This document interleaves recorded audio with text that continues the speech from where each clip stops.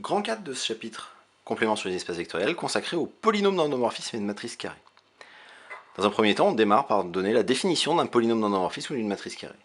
Je considère un polynôme P, à coefficient dans K, donc que j'écris sous la forme A indice D, x puissance D, plus, etc., plus 1, x plus A0.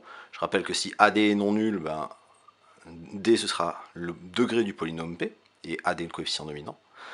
Si E est un K-espace vectoriel et U est un endomorphisme, alors on appelle P de U l'application AD U puissance D plus etc. plus A1U plus A0 identité, où pour tout cas, les puissances de K sont des puissances à prendre pour la composition, c'est-à-dire que U puissance K c'est U rond U rond U rond U K fois.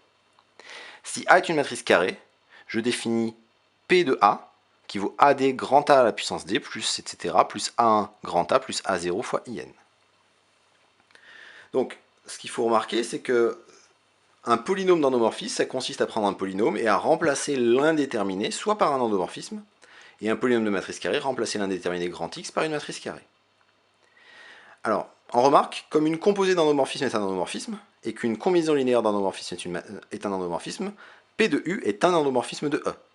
De même, si A est une matrice carrée, une puissance de matrice carrée d'ordre n est une matrice carrée d'ordre n, et une combinaison linéaire de matrice carrée d'ordre n est d'ordre n. Donc P de A est une matrice carrée. Attention à une chose, c'est que si U est un endomorphisme et P est un polynôme, et X un vecteur, P de U de X a un sens, puisque P de U est un endomorphisme, donc c'est j'applique un endomorphisme qui est l'endomorphisme P de U à X, alors que P de U de X n'en a pas, puisque U de X est un vecteur, et que je ne peux pas remplacer l'indéterminé par un vecteur dans un polynôme.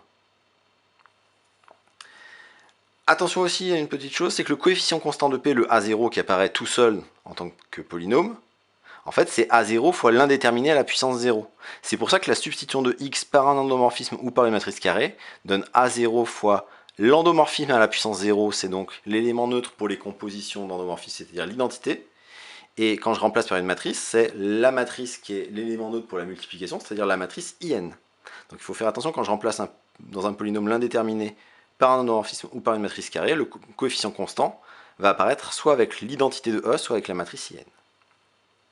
Enfin, évidemment, il y a un lien entre polynôme d'endomorphisme et polynôme de matrice, puisque si A, c'est la matrice d'un endomorphisme relativement à une base B, ce qu'on sait, c'est que comme la matrice d'une composée, c'est le produit des matrices, donc la matrice de U puissance K relativement à la base B, c'est A puissance K, ce qui veut dire que la matrice relativement à la base B de P de U, ce sera P de A.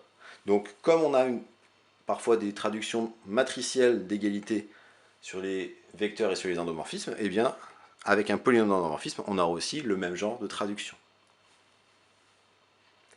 À présent, nous allons voir les propriétés liées au polynôme d'endomorphisme.